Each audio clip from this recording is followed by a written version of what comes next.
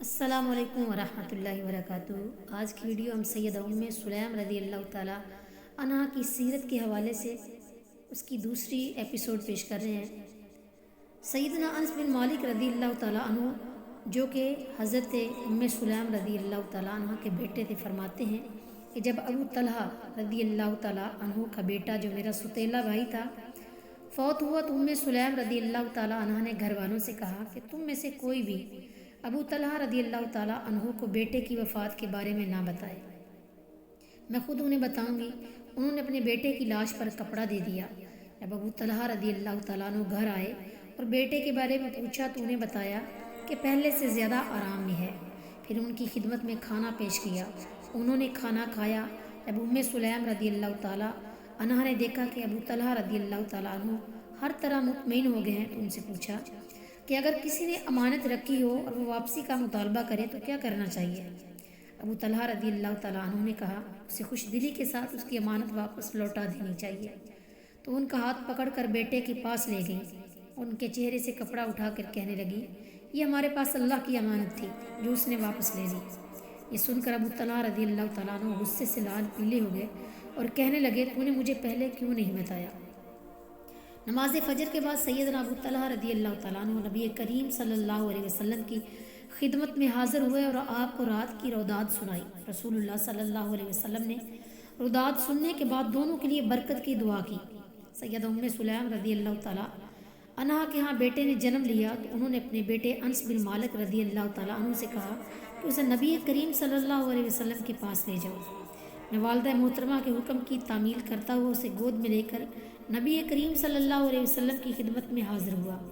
آپ صلی اللہ علیہ وسلم نے اسے اپنی گود میں لیا اور اجوا کھجور چبا کر اس کے منہ میں ڈالی تو وہ منہ ہلانے لگا۔ نبی کریم صلی اللہ علیہ وسلم نے مسکراتے ہوئے ارشاد فرمایا، دیکھا انصار کو کھجور کتنی پسند ہے، کتنے مزے سے یہ کھجور کھا رہا ہے۔ نبی کریم صلی اللہ علیہ وسلم نے پیار سے اس کے چہرے پر ہاتھ پھیرا اور اس کا نام عبداللہ رکھا۔ بابا بن رفاع انصاری رضی اللہ تعالیٰ عنہ کہتے ہیں کہ عبداللہ کے ہاں 7 بیٹے ہوئے۔ بخاری شریف میں آیا کہ 9 بیٹے ہوئے، سب نے قرآن مجید حفظ کرنے کا اعزاز حاصل کیا۔ سیدنا انس بن مالک رضی اللہ تعالیٰ عنہ فرماتے ہیں، ابو طلحہ انصاری کا بیٹا جس کی کنیت ابو عمیر تھی، نبی کریم صلی اللہ علیہ وسلم اس کے ساتھ ہمدردانہ رویہ اختیار کرتے ہوئے کہا کرتے تھے، اے ابو عمیر تیری چڑیا کو کیا ہوا؟ دراصل اس کی ایک چڑیا تھی جس کے ساتھ وہ کھیلا کرتا تھا، وہ مر گئی تو ابو عمیر افسردہ رہنے لگے۔ نبی کریم صلی اللہ علیہ وسلم دل لگی کے طور پر اسے چڑیا کے بارے میں پوچھا کرتے تھے۔ ابو عمیر رضی اللہ تعالیٰ عنہ بیمار ہو گیا۔ ابو طلحہ انصاری رضی اللہ تعالیٰ عنہ اپنے کسی باغ کی دیکھ بھال میں مصروف تھے، ان کی غیر حاضری میں ابو عمیر فوت ہو گیا۔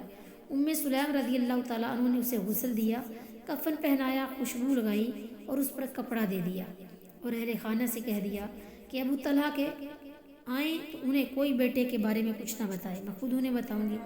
شام کو جب ابو طلحہ انصاری گھر تشریف لائے اور بیٹے کے بارے میں پوچھا تو سیدہ ام سلیم نے بتایا کہ پہلے سے بہتر ہے، اور انہوں نے شوہر کی خدمت میں کھانا پیش کیا۔ جب ام سلیم نے دیکھا کہ ابو طلحہ ہر طرح سے مطمئن ہو گئے ہیں تو ان سے پوچھا کہ اگر کسی نے امانت رکھی ہو اور اپنی امانت کا مطالبہ کر دے تو امانت اس کے حوالے کر دینی چاہیے یا اسے اپنے پاس رکھنا چاہیے؟